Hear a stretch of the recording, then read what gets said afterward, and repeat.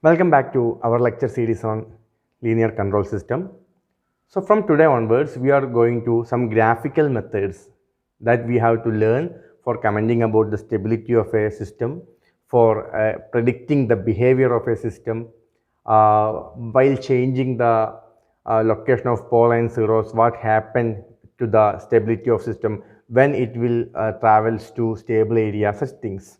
So initially you may not be getting such a in-depth idea about those things, but initially you have to learn very clearly about the construction of these diagrams. The first technique we are going to learn is root locus diagram. Root locus diagram. So initially your aim is to just your aim for this video and the upcoming video. You don't need to think what is the application of these things, such things. We will discuss each and everything in very detail, but for the time being, you should be concentrating only on the general rules.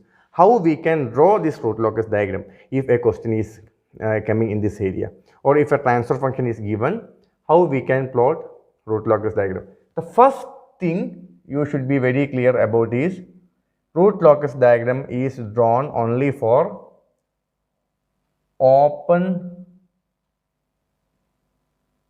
loop transfer function. That is, for any closed loop system, we can obtain its transfer function in closed loop transfer function and open loop transfer function. But in case of root locus diagram, you are always going to consider open loop transfer function. Okay, this thing you should be very peculiar about this concept. Otherwise, you may be confused while we are going to more such analysis, such Bode plot, Nichols chart. Many of similar techniques are coming in the upcoming videos. So this technique we are applying only for open loop transfer function. So first rule number 1. Every branch of root locus diagram starts at pole. This is the notation of pole, and ends in 0. Ends in 0. This is the notation of 0. So every branch of a root locus diagram starts at a pole and ends in a 0. Please keep this thing in mind. Both this pole and 0 are of open loop transfer function, not the poles and zeros of closed loop transfer function. You have to be check whether the question is given in open loop transfer function format or not. We will discuss it. Next thing. Next point or next rule. Root locus diagram is always symmetrical with respect to real axis. Always symmetrical with respect to real axis. Now, you don't know how to draw this diagram. So, please keep this thing. Symmetrical means if this is x-axis and this is y-axis, this is the real axis and this may be the imaginary axis. Okay. So, if I am writing like this, is it symmetrical or not? This is symmetrical with respect to this axis, imaginary axis. But root locus diagram should be always symmetrical with respect to real axis, like this. This is symmetrical with respect to real axis. This view and this view, both views are same. But this shape is not symmetrical with respect to real axis. Okay. So, keep that thing. The second rule is root locus diagram is always symmetrical with respect to real axis. Okay. Root locus diagram is always symmetrical with respect to real axis. Third point, about number of branch. Anyhow, you know that there is a number of branches in root locus diagram, because in first point itself we said that each branch should start at a pole and ends in a 0. So, how many numbers are there? How many branches are there in a root locus diagram? That is commented by the third point. Number of branches n is equal to number of poles p if P is greater than or equal to 0. Sorry, if number of poles is greater than or equal to number of zeros.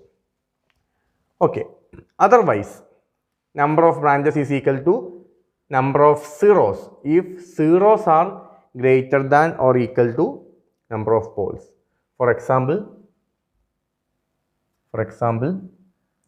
S plus 2 by S plus 1 into S. How many poles are there? Suppose this is a open loop transfer function. Open loop transfer function g of s, h of s. Suppose this is open loop transfer function g of s, h of s.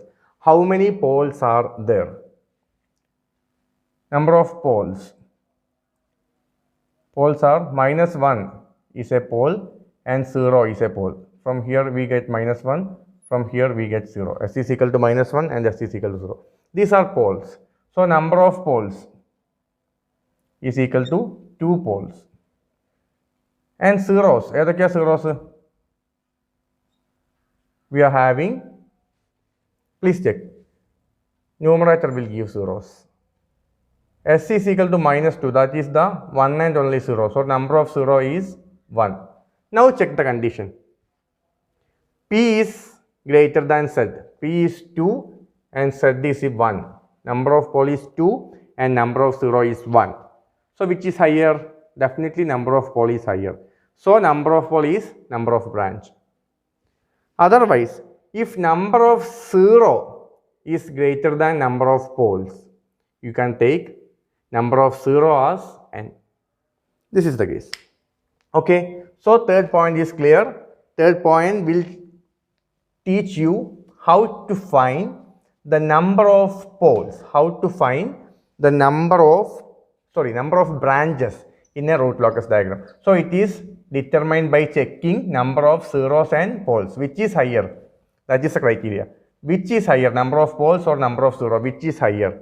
And then you can determine what is the number of branches n.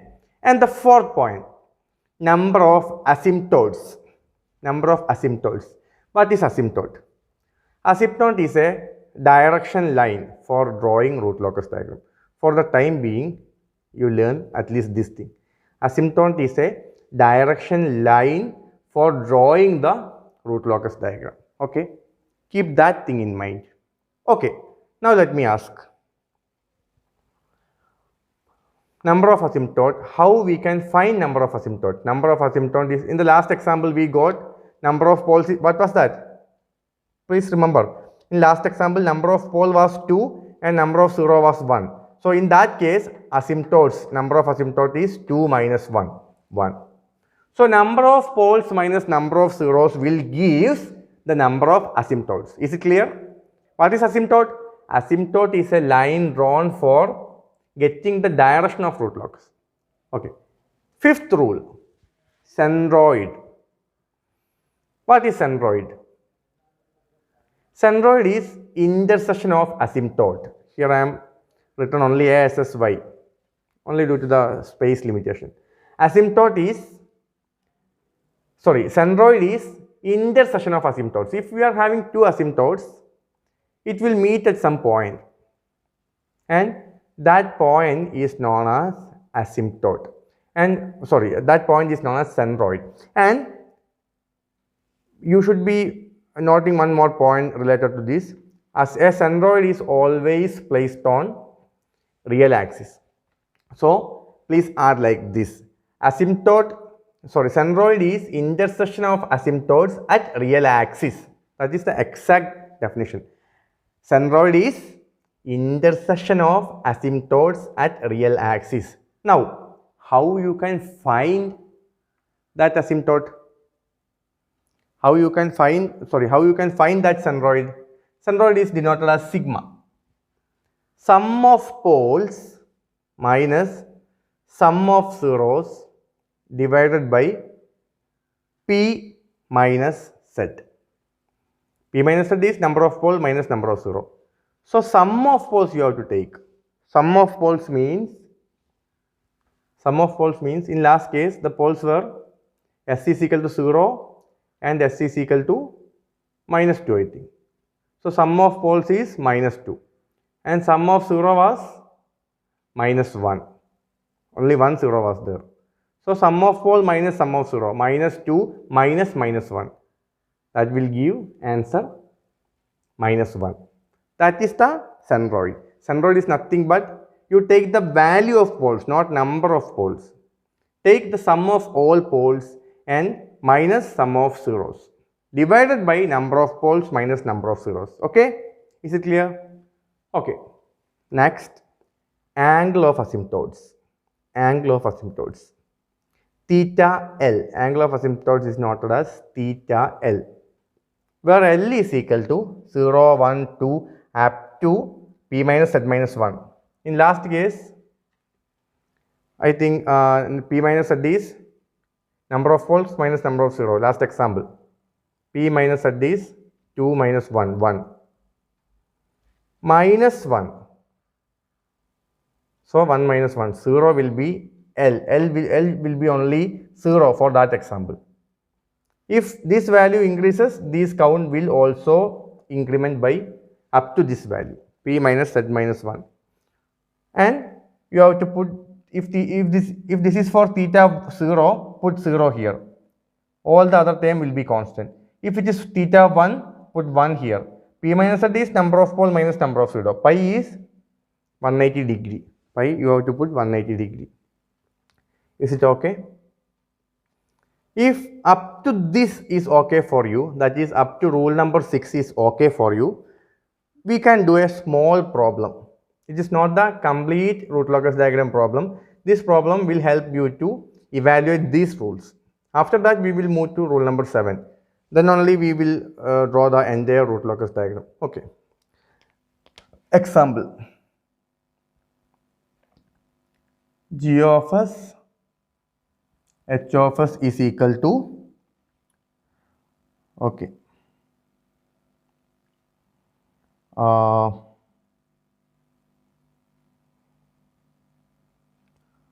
okay,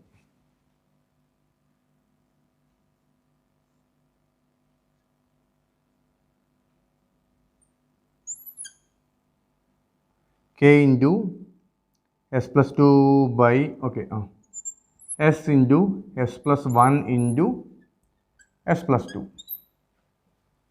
Let us check. So this value is not given, mind it. In some problem it may be given, in some problem it may be not as k. Okay, we will check that. Okay, so k into s plus 2 by s into s plus 1 into s plus 2. The question is to find centroid and draw asymptotes. Only up to this. Entire root locus diagram will not be discussed in this problem. We will be dealing only up to this. Okay. So what are the poles? What are the poles? S is equal to 0, S is equal to minus 1, S is equal to minus 2. So number of poles, 3. And what are the zeros?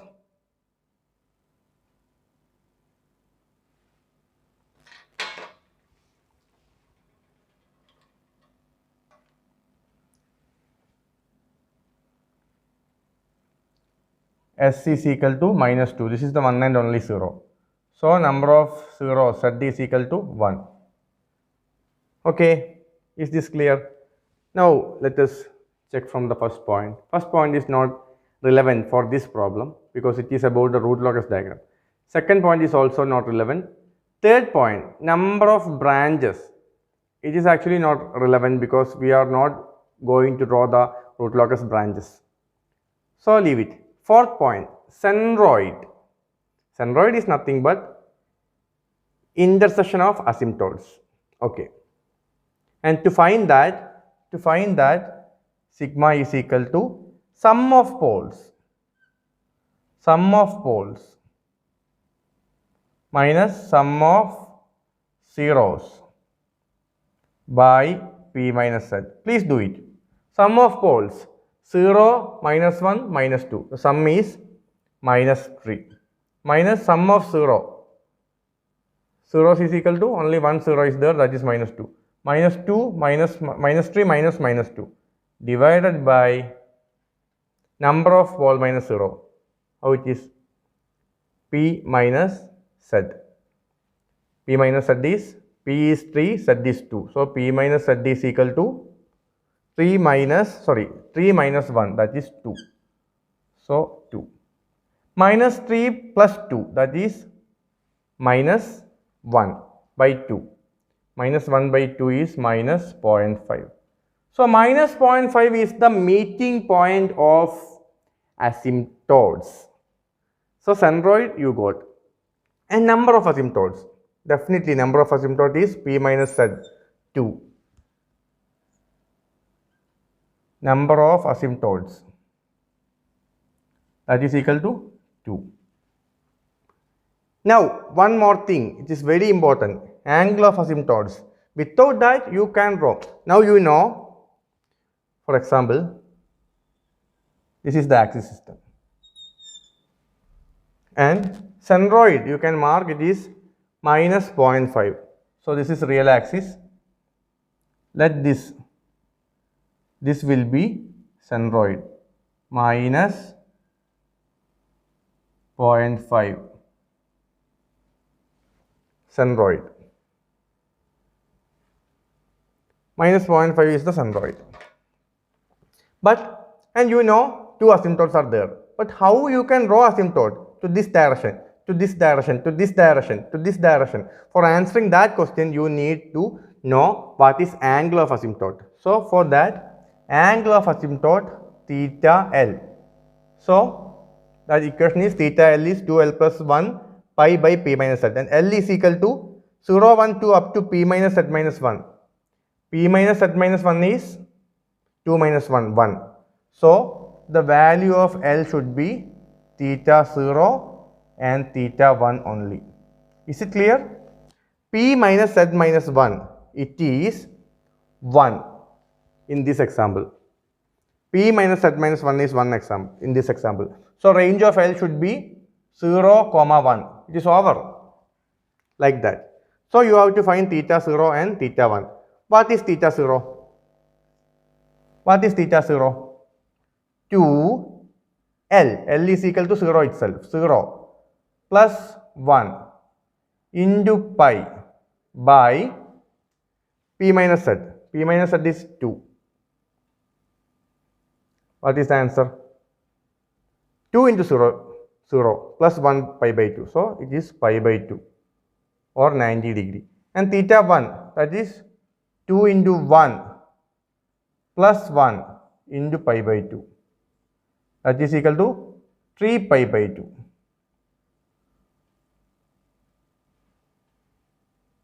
3 pi by 2 is 270 degree. Okay. So the angles are 90 and 270, and the centroid is 0.5.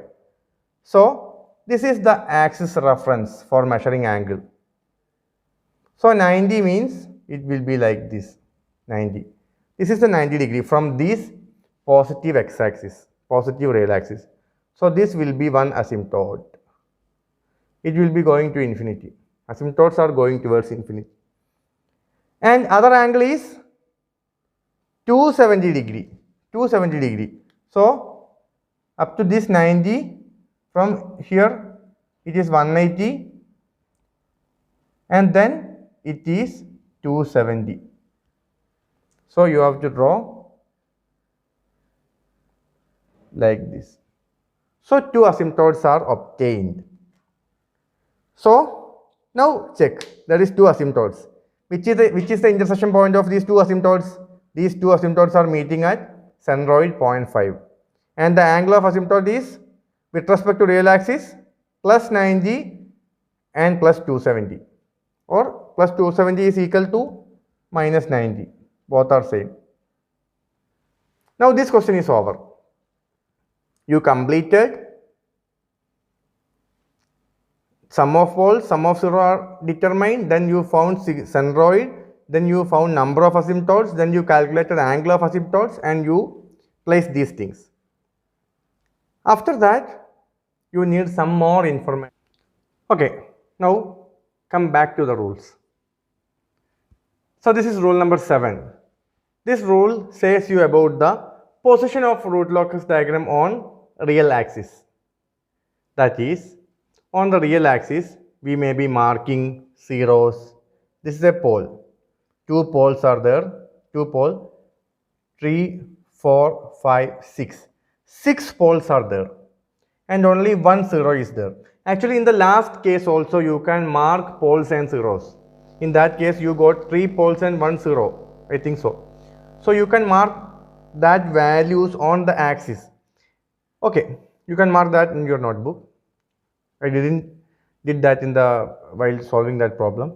Anyhow, it's not that relevant. Okay, but in this case, you want to spot out in which section root locus diagram is present in the real axis or not.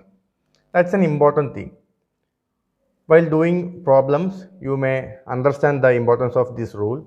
Anyhow, in this case, there is 1, 2, 3, 4, 6 poles and 1 zero. And also these 2 poles are complex poles.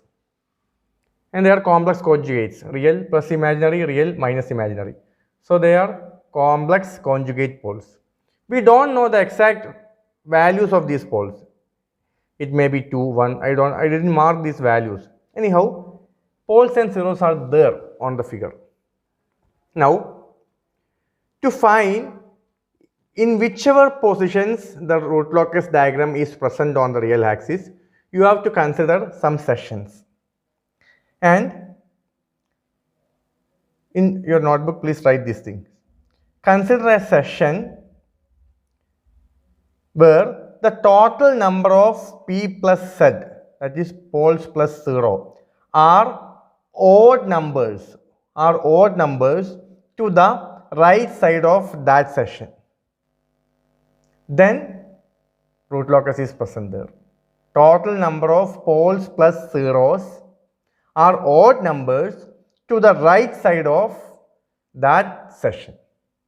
For example, consider a section here. Consider a section here. Okay. Is there any poles and zeros to the right side? No. Poles and zeros to the right side is 0. So root locus diagram will not be present there. Consider here. Poles and zeros to the right side. What is that number? 1 pole is there. So poles plus zeros is 1 on the right side. So root locus diagram is present in this portion. Up to here it is present, here it is present. After this pole, now check. Root locus diagram. Now check what is the number of poles plus zeros right to this section. It is 2. It is 2 because that is root locus diagram will not be present in this section. So here okay. Here root locus diagram will be present because in each portion to the right side number of pole plus 0 is odd number. But after this point it is even number. So it will not be present up to this point. Now check here. This is the section. So to the right side 1, 2, 3, 4, 5. Again it is odd. Up to which point? Up to this pole it is odd. After this pole it is 1, 2, 3, 4, 5, 6. It is even. So root locus diagram will be present from this point to this point. Okay. I hope this color is notable. Okay. Now, anyhow, I will mark like this. Okay. Then, up from this to this, root locus diagram will not be present. Now, this is going up to infinity. So, what is the condition of root locus after this pole? 1, 2, 3, 4, 5, 6, 7. Odd. So, after this pole, you consider a section up to infinity. Up to infinity, wherever you consider a section, the number of poles and zeros to the right side of that section will be odd only. So, you can draw root locus diagram up to infinity like this. This is an important rule. Okay. And we know that what was the rule number 1? Okay, we will check it. Root locus diagram should start from a pole and ends from a zero. We have to check those conditions here because it is actually a branch, isolated branch. But root locus diagram will not terminate here because both sides are poles. It will not terminate here. From here also a branch starts. From here, this pole also a branch starts. So, these two branches has to go to some zeros. That is the concept. That is the beauty of root locus diagram. Anyhow, we will check it. Don't mix those things now. For the time being, you check which is the position where the root locus diagram is present in the real axis. For that, you have to consider sections and check whether the number of poles plus zeros to the right side of section is odd or even. If it is odd, root locus diagram should be there on that section. Okay. Now, let me do a problem. G of s h of s is equal to k into s plus 1 into s plus 4 by s plus 2 into s plus 3. Okay. Sketch the root locus diagram and find value of k at s is equal to minus 1.5. Is it okay? Sketch the root locus diagram. So, initially we are going to sketch the root locus diagram. So, which are the poles? Poles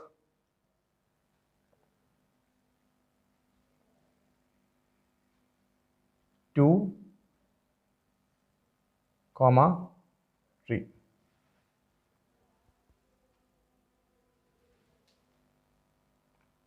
Zeros 1, 4.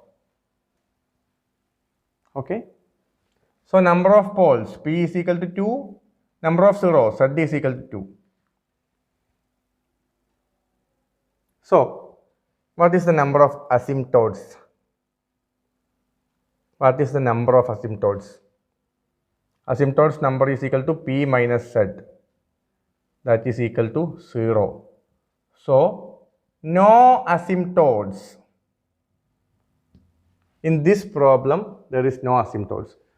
As asymptotes are absent, centroid will be also absent because what is centroid? Centroid is the meeting point of asymptotes in real axis. So, as there is no asymptote, centroid will be also absent. So, this is a different problem. Asymptotes are 0, centroid, no centroid is there. Okay. So, theta L, angle of asymptotes, not applicable. Theta L is also not needed because asymptotes are not there. Then, why you are going to find the angle of asymptotes? It's not needed. So, this is the first problem we are going to sketch the root locus diagram. So, think it will be a simple problem. Okay.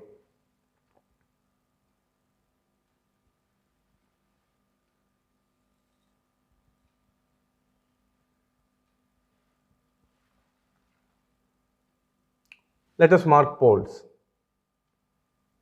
Sorry. Poles are minus 2 and minus 3 and minus 1 and minus 4. I'm really sorry.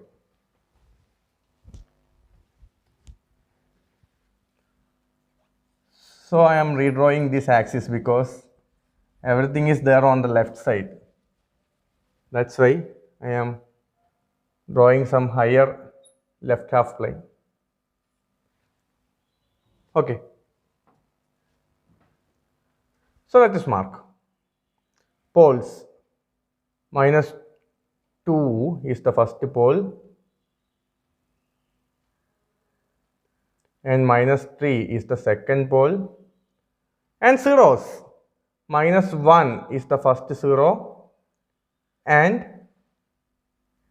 minus 4 is the second zero. Now, pole zero plot is over. You mark all the poles and zeros. What is the concept? No asymptotes. Asymptotes are not needed in this case because we are having two poles and we are having two zeros. So each branch can end on its own zero. All the things are present on the real axis itself.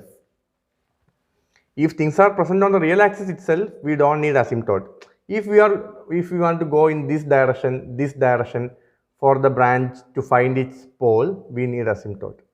In this case, we don't need asymptote. In the mathematically also you obtain that. No asymptotes are there. Okay, don't get confused. Up to this it is okay. Rule number 4, 5, etc. are not needed. Now check rule number 7. Position of root locus diagram. Here. Consider section here. Is there any pole to the right side? No. Now consider section here. Yeah, there is one pole to the right side. Okay. Up to this, it is 1. After this pole, it is 2. Number of pole per 0 is 2. So it will not be present in this area. So this is the first area where root locus diagram is present. And after this pole, what happened? 1, 2, 3. Odd number. Root locus diagram will be present up to this. After this, what happened?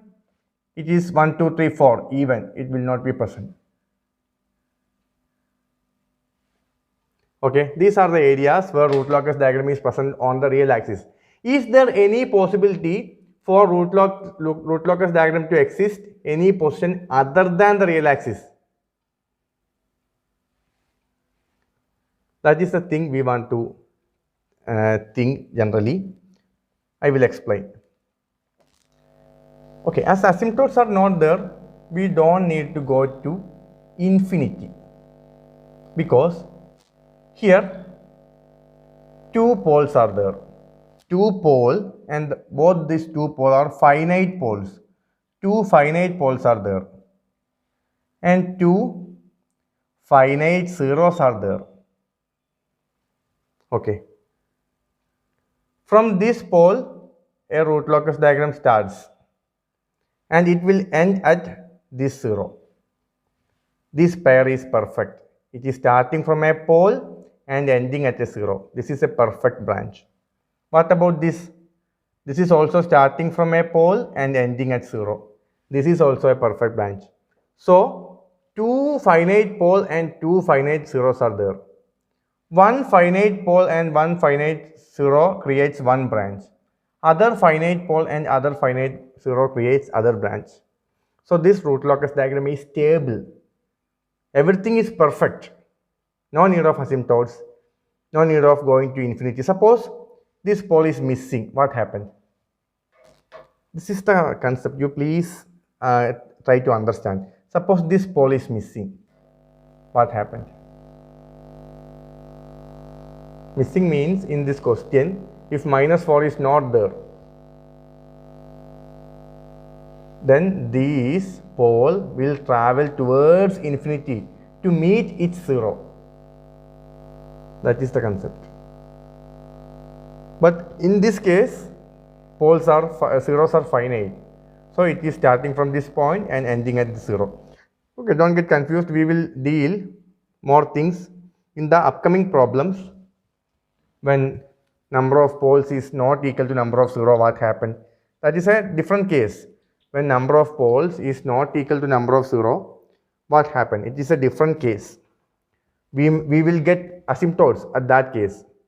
In this case, number of poles is equal to number of 0. So asymptotes is number of asymptotes is 0. Otherwise, if number of pole is not equal to number of 0, what happens? Asymptotes will be there. And on that path of asymptote, root locus diagram will go towards infinity. Okay, we will check that. Now it is okay. This is the root locus diagram for this case. It is a simple root locus diagram. Don't expect such questions in exam. Now, one more question is there. Find value of k at s is equal to minus 0.5. K at s is equal to minus 0.5. K at s is equal to minus 1.5. Okay. So, what you have to do is,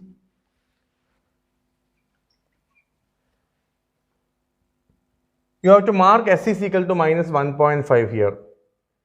Here it will be happening, minus 1.5. And find the distance from various poles to this point. That is sum of distance from poles to s is equal to minus 1.5 divided by sum of distance from zeros to s is equal to minus 1.5. So, this is a pole, first pole, this is second pole. What is first distance of first pole to s is equal to minus 1.5 to this point? Minus 2 to minus 1.5. That is, I will draw detailing. This is a point, minus 1.5. This is first pole, minus 2. So, this distance is 0.5. 0.5 plus other pole, it is located at minus 3. So, this distance is 1.5 divided by, now you have to mark zeros. I will draw here. This is the point of 1.5 minus 1.5. Okay, first 0 is there at minus 1 and next 0 is there at minus 4. So, this distance is minus 1 and minus 1.5, 0.5, and this distance is 2.5. So, 0.5 plus 2.5, that is equal to 2 by 3. Okay.